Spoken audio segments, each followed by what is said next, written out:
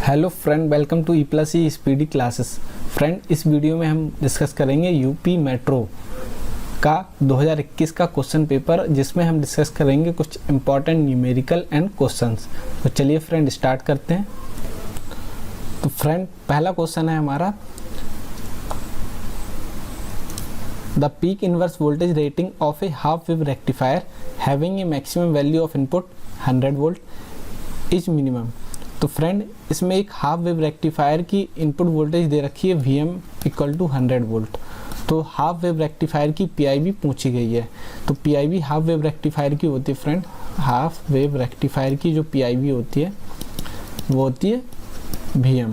तो friend, PIV क्या होती है? पीक इनवर्स वोल्टेज, यानी कि मैक्सिमम रिवर्स वोल्टेज सेफ्टी से ऑपरेट कर सकता है। तो फ्रेंड, हाफ वेव रेक्टिफायर की PIV होती है Vm, और Vm हमें दे रखी है 100, तो इसकी PIV होगी 100। तो ये सही आंसर है।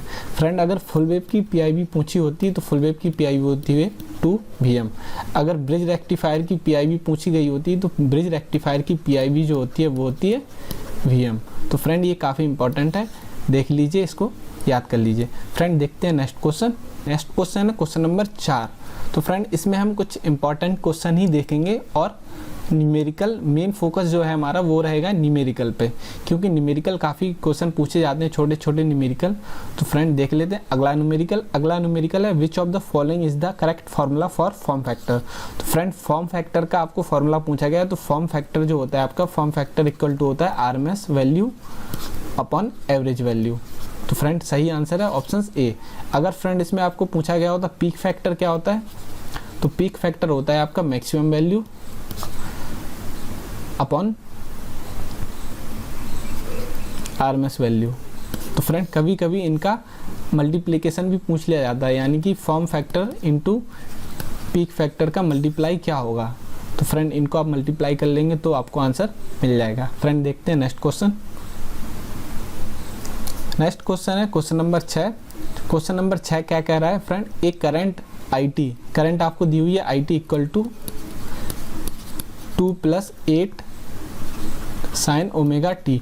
2 जो है फ्रेंड ये DC वैल्यू है, और ये जो है 8 sin ωt ये आपकी है AC वैल्यू। तो friend, is measured using a moving iron instrument. तो ये वैल्यू क्या हो रही है फ्रेंड, एक मूविंग आयरन इंस्ट्रूमेंट के थ्रू मेजर की जा रही है। तो ये कितनी वैल्यू रीड करेगा। तो फ्रेंड, सबसे पहले तो आपको पता होना चाहिए जो PMMC मीटर होता है ये सिर्फ मेजर करता है DC वैल्यू। अगर आपको क्वेश्चन में दिया होता कि PMMC मीटर इसको मेजर कर रहा है तो इसका सही आंसर होता फ्रेंड DC वैल्यू, यानी कि सिर्फ 2। लेकिन जो मूविंग आयरन इंस्ट्रूमेंट होते हैं, MI इंस्ट्रूमेंट होते हैं, वो क्या होता है, उनका डिफ्लेक्शन I² के प्रोपोर्शनल होता है, जिसकी वजह से वो AC भी मेजर करते हैं और DC भी मेजर करते हैं। तो फ्रेंड, इसका जो वैल्यू आएगी, इसकी जो वैल्यू निकालेंगे तो ये मूविंग आयरन इंस्ट्रूमेंट जो होते हैं वो RMS वैल्यू मेजर करते हैं। तो इस वेव की हमें क्या निकालनी है, RMS वैल्यू। तो RMS इसकी हम वैल्यू निकालेंगे तो फ्रेंड 2 का होल स्क्वायर, DC वैल्यू का होल स्क्वायर, इसका फॉर्मूला होता है Vm का होल स्क्वायर अपॉन √2, इसका भी होल स्क्वायर, और पूरा 1/√2। तो फ्रेंड ये हो जाएगा 4 + 8 और 8 64 हो जाएंगी, ये 2। तो फ्रेंड ये हो जाएगा 4 + 32 √। तो फ्रेंड, इसका आंसर आ जाएगा √36। तो फ्रेंड, √36 यानी कि 6 एम्पियर। तो फ्रेंड, सही आंसर है option B 6 ampere. In 8085 microprocessor MBI A 23H। तो फ्रेंड, MBI A मतलब move immediate 23H, move immediate A और 23H। तो फ्रेंड, इसका मतलब होता है कि रजिस्टर A में जो डेटा है 23 इसको इमीडिएट लोड कर दीजिए। तो फ्रेंड, इसमें होता है इमीडिएट एड्रेसिंग मोड। देखते हैं नेक्स्ट क्वेश्चन। नेक्स्ट क्वेश्चन है friend, what is the average value of the output of A chopper with duty ratio आपको दिया हुआ है, यानी कि अल्फा आपको दिया हुआ है 0.5।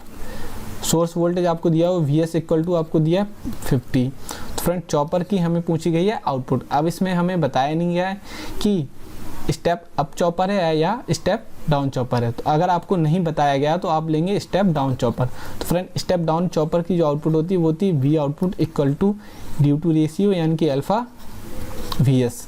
और अगर हम बात करें स्टेप अप चॉपर की, स्टेप अप चॉपर जो कि आउटपुट वोल्टेज को बढ़ाते हैं, स्टेप डाउन चॉपर होते हैं जो आउटपुट वोल्टेज को कम करते हैं। स्टेप अप के लिए फॉर्मूला होता है V output equal to V S 1 minus alpha.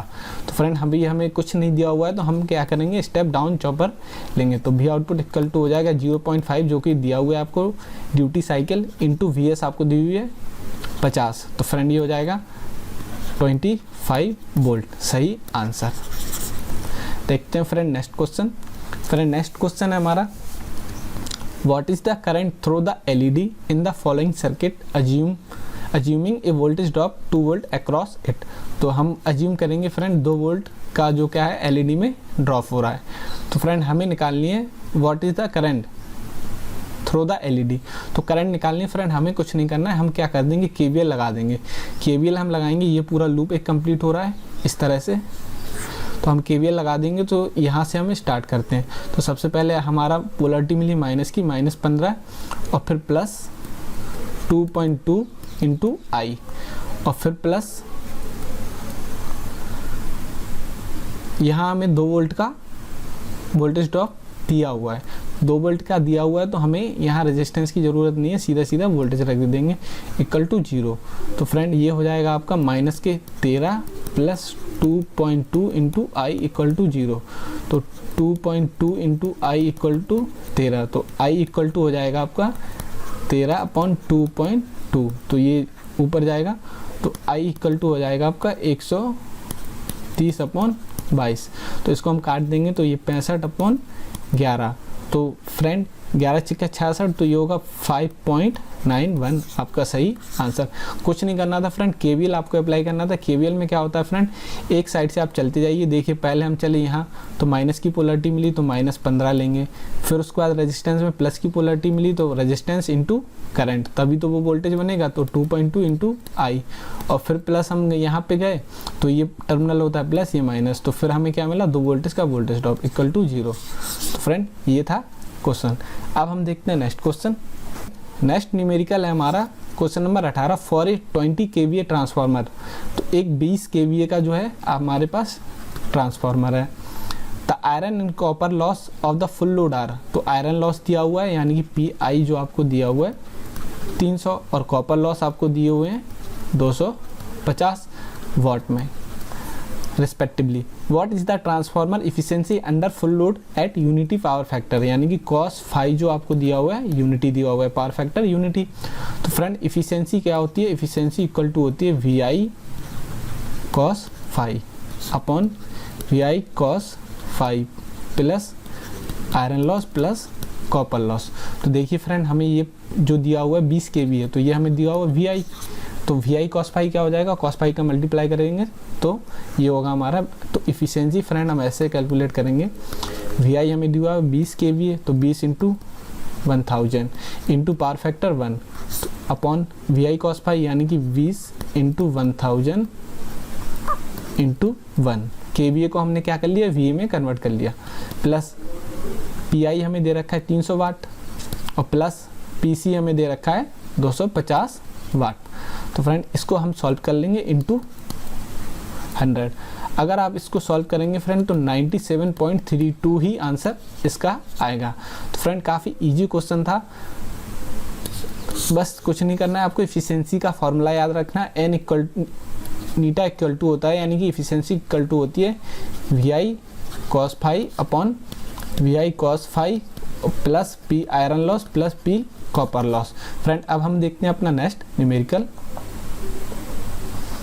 Question number 90। Which of the following logical expression is incorrect. तो इनमें से कौन सी लॉजिकल एक्सप्रेशन है जो कि गलत दी हुई है। तो फ्रेंड 1 + a जो होता है इक्वल टू 1 होता है, ये होता है और लॉ के अकॉर्डिंग। ये फ्रेंड दे रखा है, देखिए a + b का कॉम्प्लीमेंट। तो कॉम्प्लीमेंट रूल के अकॉर्डिंग होता है, अगर आप किसी वेरिएबल का कॉम्प्लीमेंट निकाल रहे हैं तो उस पे सिंगल कॉम्प्लीमेंट लग जाएगा और एंड का और हो जाएगा, और का एंड हो जाएगा। तो देखिए और का क्या हो गया फ्रेंड, एंड। तो ये भी बिल्कुल सही है। चौथा देख लेते हैं ए और बी का बार, ये भी कॉम्प्लीमेंट का रूल है, सिंगल सिंगल कॉम्प्लीमेंट लग जाएगा और का एंड हो जाएगा, एंड का और हो जाएगा, तो यहाँ हो जाएगा एंड और, तो ये भी सही है फ्रेंड। ये है ए बी प्लस ए, तो ए बी प्लस ए ये इक्वल टू दिया हुआ है बी, तो फ्रेंड अगर हम ए कॉमन लेते हैं तो 1 प्लस बी, तो ए इक्वल टू होगा आपका 1 प्लस बी यानी कि बी होगा, तो ये जो आएगा ए इंटू बी यानी कि ए बी आएगा, तो ये रिलेशन आपका गलत है और यही क्वेश्चन में पूछा गया है कि कौन सा रिलेशन आपका गलत है। तो फ्रेंड अब हम देख लेते हैं next question. Friend next question है a shift register using flip flop is called. तो शिफ्ट रजिस्टर जो होते हैं डेटा को शिफ्ट करने के लिए बनाए जाते हैं, यानी कि 0 1 0 1, ये आपके पास डेटा है, इसको अगर आपको रोटेट कराना है यानी कि 1 0 1 0 इतना कराना है, तो धीरे धीरे इसको रोटेट कराया जाएगा। तो शिफ्ट रजिस्टर क्या होते हैं friend, shift register flip flop के थ्रू बनाए जाते हैं, तो इन्हें जो शिफ्ट रजिस्टर फ्लिप फ्लॉप के थ्रू बनाए जाते हैं उन्हें कहा जाता है स्टैटिक शिफ्ट रजिस्टर। फ्रेंड देखते हैं नेक्स्ट क्वेश्चन। नेक्स्ट क्वेश्चन है फ्रेंड इन ए डिफ्लेक्शन टॉर्क, एक कंट्रोलिंग टॉर्क, ए आपको दिया हुआ है टी, कंट्रोलिंग टॉर्क आपको दिया हुआ है बी, तो बी है आपका कंट्रोलिंग टॉर्क और सी जो है आपका डैम्पिंग टॉर्क है, तो टी डी आपका है सी। तो then for indicating type instrument, indicating instrument में फ्रेंड क्या रहता है, कंट्रोलिंग टॉर्क इक्वल टू होता है deflection torque at steady state, तो friend a equal to v यानी कि t d equal to t c. तो फ्रेंड डिफ्लेक्शन टॉर्क क्या होता है, ये आपका इंडिकेटिंग टाइप मल्टीमीटर है यानी कि इंडिकेटिंग टाइप मीटर है। तो डिफ्लेक्शन टॉर्क क्या होता है फ्रेंड, इस पॉइंटर को डिफ्लेक्ट कराने के लिए, जीरो से डिफ्लेक्ट कराने के लिए जो टॉर्क यूज होता है वो होता है डिफ्लेक्शन टॉर्क।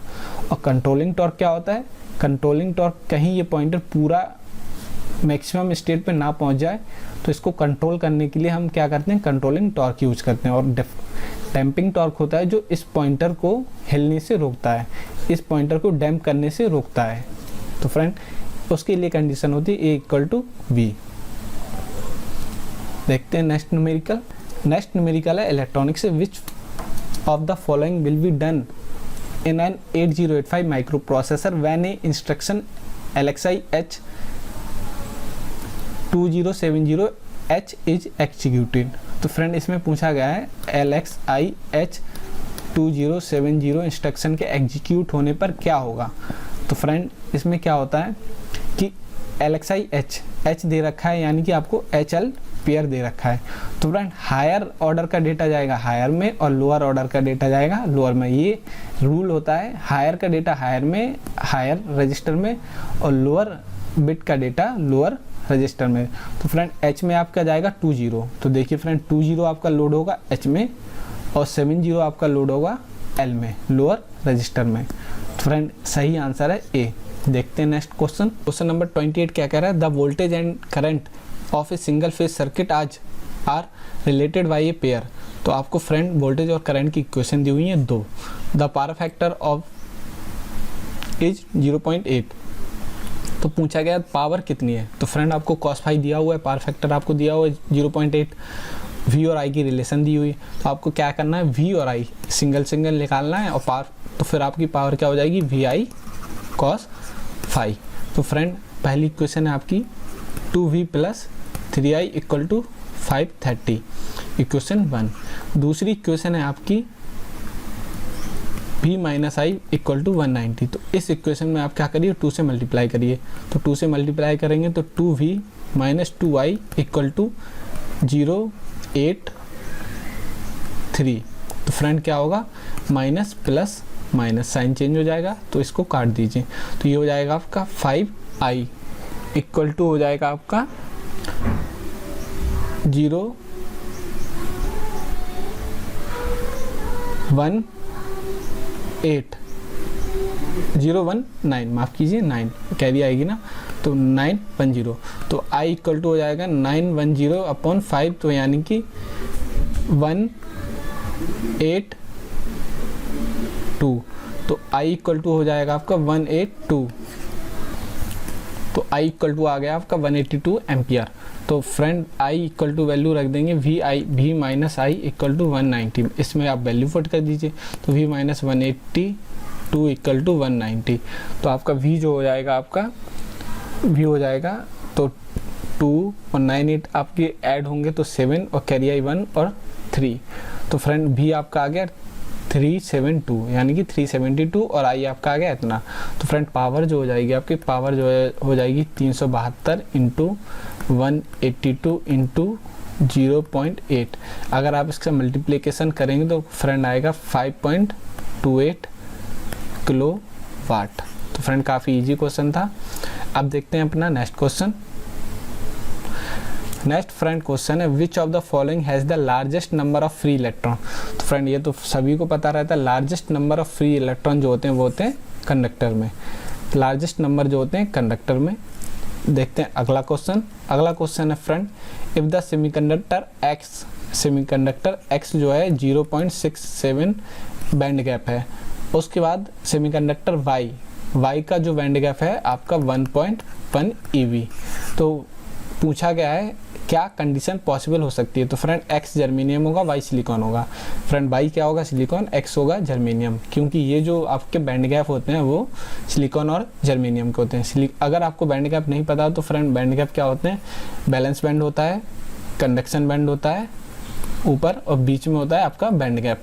ये बैंड गैप जितना ज़्यादा होगा उतना ही मटेरियल क्या होगा, इंसुलेटर होगा। जितना कम होगा ये बैंड गैप उतना ही मटेरियल क्या होगा, कंडक्टिविटी ज़्यादा होगी। देखते हैं नेक्स्ट क्वेश्चन। नेक्स्ट क्वेश्चन है friend energy lost due to hysteresis during each cycle in the core of a transformer working at 50 hertz. तो फ्रेंड इज 6 जूल। तो फ्रेंड एनर्जी लॉस्ट जो है आपका, एनर्जी लॉस्ट आपको दिया हुआ 6 जूल और साइकिल दी हुई है आपकी 50 हर्ट्ज। तो पूछा गया पावर लॉस कितना हो रहा है हिस्टेरेसिस की वजह से। तो हिस्टेरेसिस पावर लॉस जो होता है एनर्जी लॉस पर साइकिल।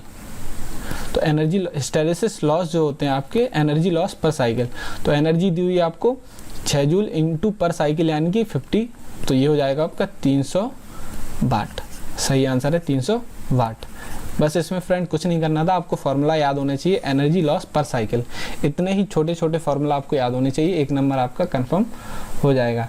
नेक्स्ट क्वेश्चन है फ्रेंड आपका विच of the following material has energy gap of more than 3 EV। तो फ्रेंड ये होता है आपका इंसुलेटर, क्योंकि आपके कंडक्टर का जो एनर्जी बैंड होता है वो बैलेंस बैंड और कंडक्शन बैंड ओवरलैप करते हैं। सेमीकंडक्टर का जो होता है वो फ्रेंड 1 EV के आसपास होता है और इंसुलेटर का होता है 1 EV से ज़्यादा, मतलब मोर देन 1 EV। देखते हैं friend next question. Next question है फ्रेंड बीजेटी से रिलेटेड। बीजेटी में आपको कलेक्टर करंट दी हुई है आपको 147 और एमीटर करंट आपको दी हुई है 150 respectively. The ratio of beta. तो फ्रेंड बीटा होता है आपका IC अपॉन IB। तो फ्रेंड सबसे पहले हम क्या करेंगे, IB निकाल लेंगे। तो IB इक्वल टू हो जाएगी आपकी, आपको फार्मूला याद होगा, I इक्वल टू होती है IB प्लस IC किसी भी ट्रांजिस्टर में। तो IB इक्वल टू हो जाएगी आपकी IE माइनस IC यानी कि 150 माइनस 147 यानी कि 3 मिली एम्पियर। तो बीटा इक्वल टू हो जाएगा फ्रेंड IC यानी कि 150 अपॉन 3 मिली एम्पियर। तो ये हो जाएगा आपका 50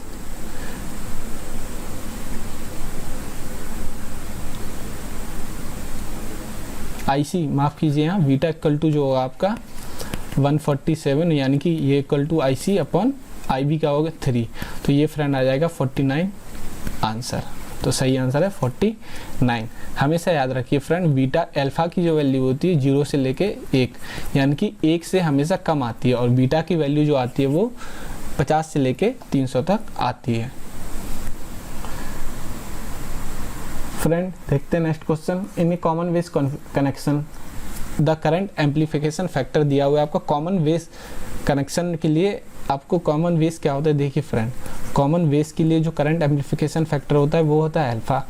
कॉमन एमीटर के लिए जो करंट एम्पलीफिकेशन फैक्टर होता है वो होता है बीटा। और कॉमन कलेक्टर के लिए जो करंट एम्पलीफिकेशन फैक्टर होता है वो होता है गामा।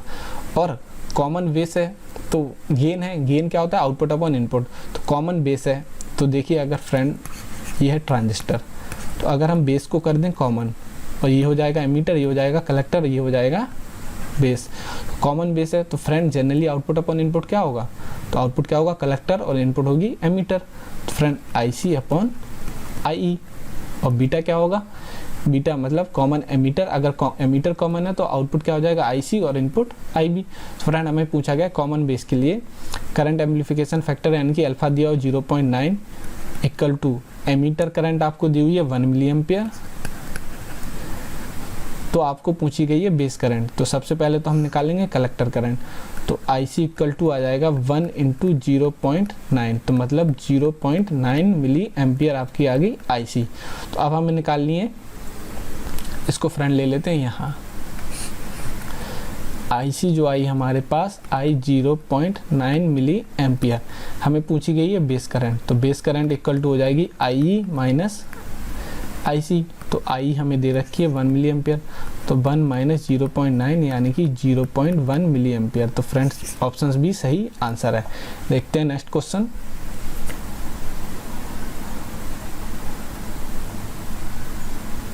फ्रेंड नेक्स्ट क्वेश्चन है आपका, विच of the following statement is correct regarding bridge available for induction measurement. तो फ्रेंड इंडक्शन मेजरमेंट के लिए जो ब्रिज होते हैं वो होता है पहला मैक्सवेल ब्रिज, हे ब्रिज। तो फ्रेंड इसमें ऑप्शंस दिए हुए हैं, Hay bridge is use for coil having less than 10। तो फ्रेंड आपको बता दें हे ब्रिज का जो यूज होता है वो हाई क्यू के लिए होता है, हाई क्यू मेजर करने के लिए होता है, यानी कि ग्रेटर देन 10। तो फ्रेंड सबसे पहला तो स्टेटमेंट ये है कि Hay bridge is use for coil having greater than 10 Q.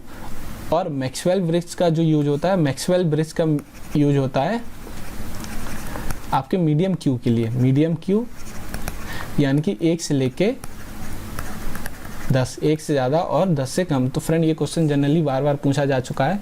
तो हे ब्रिज का यूज होता है 10 से ज़्यादा के लिए, मैक्सवेल का 1 से 10 तक के लिए। तो काफ़ी इंपॉर्टेंट क्वेश्चन है फ्रेंड। अब हम देखते हैं नेक्स्ट क्वेश्चन।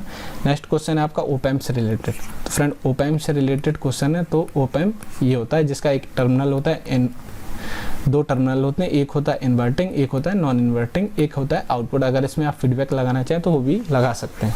फ्रेंड पूछा गया है आइडियल ओपैम्प के लिए विच of the following is correct. तो फ्रेंड आइडियल ओपैम्प होता है तो आइडियल ओपैम्प की 2-4 कंडीशन होती हैं, ये तो आपको याद होनी चाहिए। फ्रेंड आइडियल ओपैम्प के लिए क्या होता है, तो फ्रेंड सबसे पहले क्या आता है, zero output impedance and infinity open loop gain. तो बिल्कुल सही है, क्योंकि आइडियल ओपैम्प के लिए क्या होता है, RI इनपुट इम्पीडेंस जो होती है वो इन्फिनिटी, R आउटपुट यानी कि 0 होती है। कॉमन मोड रिजेक्शन रेशियो ये होता है आपका इन्फिनिटी, और आपका वोल्टेज गेन क्या होता है फ्रेंड, वो भी infinity open loop gain. Friend देखते हैं अगला क्वेश्चन। नेक्स्ट क्वेश्चन है आपका, थर्मोमीटर में कौन सा मटेरियल यूज होता है, तो जनरली होता है प्लेटिनम। अगला क्वेश्चन फ्रेंड पूछा गया 8086 माइक्रो प्रोसेसर में कितनी डेटा लाइन होती हैं और कितनी एड्रेस लाइन होती हैं। तो फ्रेंड 8086 माइक्रो प्रोसेसर में 16 आपकी डेटा लाइन होती हैं और 20 होती हैं आपकी एड्रेस लाइन। अगर हम बात करें 8085 की, तो फ्रेंड 8085 में 8 जो होती हैं वो डेटा लाइन होती हैं और 16 क्या होती हैं, एड्रेस लाइन होती हैं।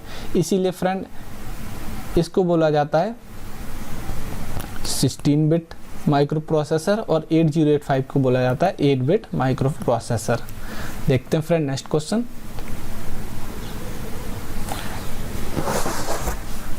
फ्रेंड नेक्स्ट क्वेश्चन है, HART is a digital communication protocol for sending and receiving information. तो friend it use which of the following current loop standard. तो फ्रेंड डिजिटल कम्युनिकेशन में एक करंट का लूप यूज होता है 4 से 20 मिली एम्पियर, 4 से 20 milli ampere, 0 milli ampere use नहीं कर सकते हम। 0 मिली एम्पियर यानी कि देखिए अगर आपका 0% की कमांड है तब भी 0 मिली एम्पियर आएगा। तो फ्रेंड ये दिक्कत होती है इसमें। तो इसमें क्या है कि 0 मिली एम्पियर हम लेके नहीं चल सकते हैं, तो 0% कमांड के लिए हम लेके चलते हैं 4 मिली एम्पियर। और 25% की कमांड के लिए हम लेके चलते हैं, कोई एक वाल्व है तो वो 0 से 100 ही ओपन होगा ना, तो 25 के लिए हम लेके चलते हैं 8 मिली एम्पियर, 50 के लिए हम लेके चलेंगे 12 मिली एम्पियर, 75 के लिए हम लेके चलेंगे 16 और 100 के लिए कितना 20। तो 4 से लेके 4 से लेके 20 मिली एम्पियर ये एक स्टैंडर्ड होता है। देखते हैं friend next question. Next question आपका for an ideal op amp which of the following is correct. तो आइडियल ओपैम्प के लिए क्या सही है, तो फ्रेंड इनपुट इम्पीडेंस क्या होनी चाहिए इसकी, इन्फिनिटी होनी चाहिए। बैंडविड्थ क्या होनी चाहिए, बैंडविड्थ भी इन्फिनिटी होनी चाहिए। बैंडविड्थ का मतलब किसी भी टाइप का सिग्नल आ जाए, किसी भी फ्रिक्वेंसी का सिग्नल आ जाए ये एक्सेप्ट करेगा। अगला क्वेश्चन है friend ALU control unit and register are the main unit of 80885। तो 8085 के मेन पूछे गए हैं कौन कौन से यूनिट हैं। तो रजिस्टर, LED तो होता नहीं है फ्रेंड, रोम भी नहीं होता है, 8085 में मेमोरी नहीं होती है, रैम भी नहीं होती है, तो फ्रेंड रजिस्टर इसका सही आंसर है। अगला क्वेश्चन है friend question number 50। Low value resistance measure करने के लिए केल्विन डबल ब्रिज का यूज होता है।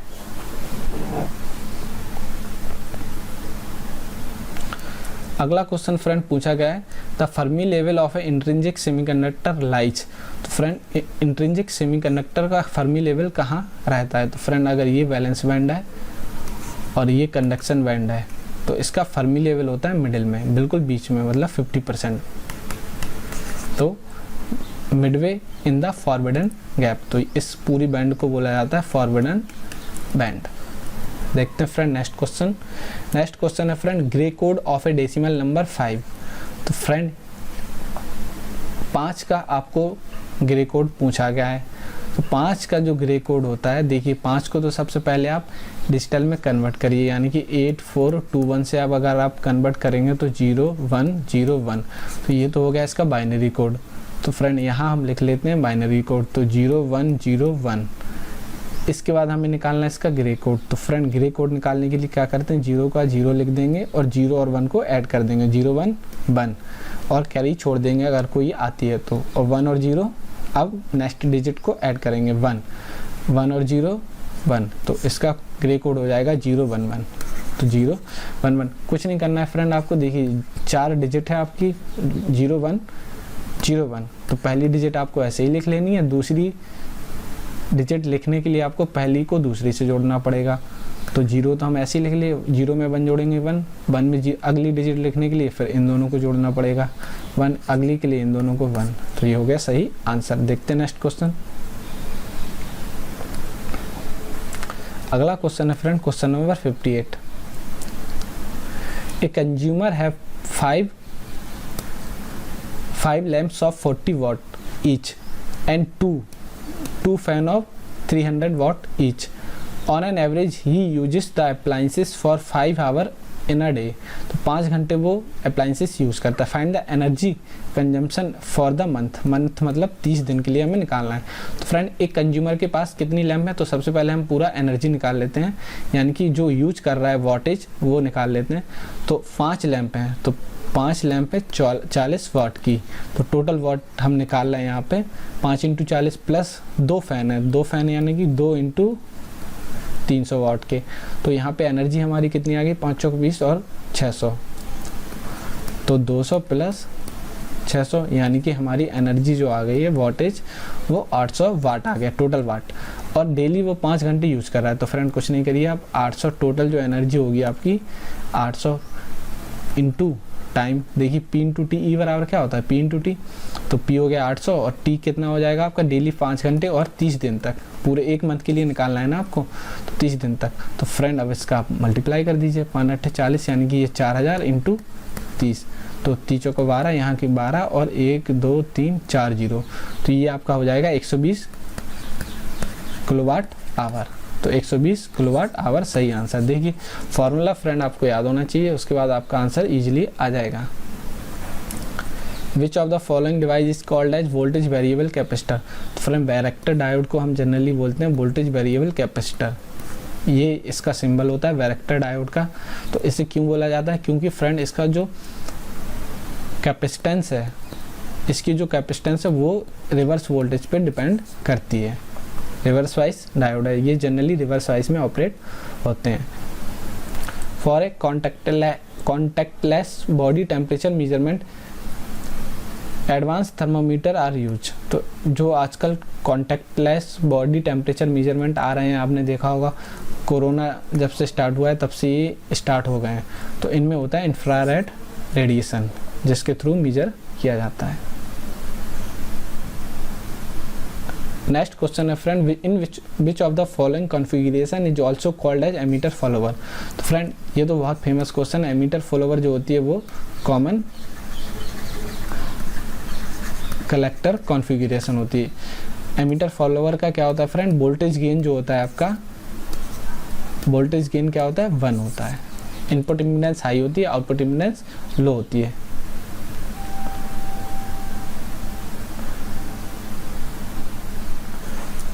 अगला क्वेश्चन है friend, question number 68, the barrier potential of a germanium. तो जर्मेनियम का आपको वेरियर पोटेंशियल पूछा गया है। तो जर्मेनियम का होता है फ्रेंड 0.3 वोल्ट और सिलिकॉन का कितना होता है 0.7 वोल्ट। तो 0.3 सही आंसर है। नेक्स्ट क्वेश्चन है फ्रेंड, इस सिंक्रोनस मोटर।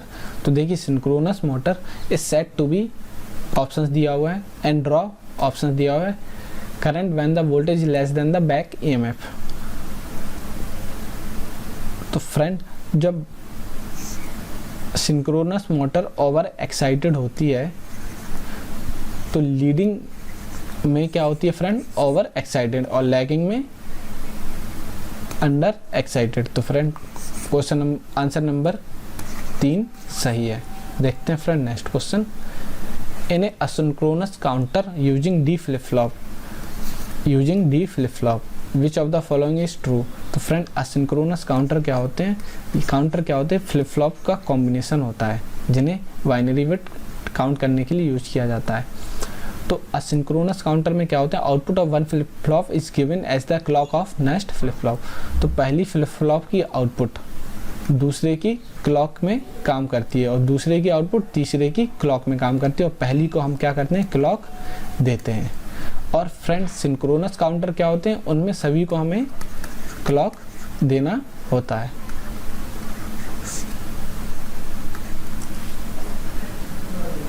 देखते हैं next question, the material use as an electrical heating element, nichrome use किया जाता है इलेक्ट्रिकल हीटिंग एलिमेंट के लिए। नेक्स्ट क्वेश्चन है फ्रेंड, आपको स्केल दिया हुआ है -15 से लेके 5 वोल्ट। ये voltmeter has a scale from -15 volt to 5 volt at span. तो फ्रेंड स्पैम जो होता है आपका मैक्सिमम माइनस मिनिमम। तो मैक्सिमम मतलब 5 वोल्ट और माइनस के 15 प्लस 15, तो ये हो जाएगा आपका 20 वोल्ट का आपका क्या हो जाएगा स्पैम हो जाएगा। नेक्स्ट क्वेश्चन है friend, if A semiconductor M has knee voltage आपका दिस। तो एक सेमीकंडक्टर है M जिसका नी वोल्टेज आपका ये है और N है जिसका नी वोल्टेज आपका ये N। तो फ्रेंड ये क्वेश्चन फिर से रिपीट हुआ है। तो 0.7 होता है आपका सिलिकॉन का और 0.3 होता है आपका जर्मेनियम का। तो M होगा आपका सिलिकॉन, N होगा आपका जर्मेनियम। देखते हैं next question, to optimize the economic limit power factor is improved by installing. तो पावर फैक्टर हम किसके थ्रू इम्प्रूव करते हैं, स्टैटिक कैपेसिटर। नेक्स्ट क्वेश्चन है फ्रेंड आपका, the register used to store the memory address location of the next instruction to be executed is called. तो friend क्या होता है कि कोई इंस्ट्रक्शन अगर एग्जीक्यूट हो रही है तो उसका अगला जो एड्रेस है जहाँ से इंस्ट्रक्शन यूज किया जाना है वो स्टोर करता है प्रोग्राम काउंटर। तो काफ़ी इंपॉर्टेंट क्वेश्चन है फ्रेंड। मान लीजिए अभी क्या हो रहा है, A+B चल रहा है और इसके बाद A-B ऑपरेशन होना है। तो फ्रेंड अगली इंस्ट्रक्शन का जो एड्रेस मतलब इसका एड्रेस कौन रखेगा, प्रोग्राम काउंटर। देखते हैं नेक्स्ट क्वेश्चन, तो number of NAND gate required to realize a half adder. तो फ्रेंड हाफ एडर को बनाने के लिए हमें क्या चाहिए होते हैं, 5 नैंड गेट की ज़रूरत पड़ती है। देखते हैं अगला क्वेश्चन,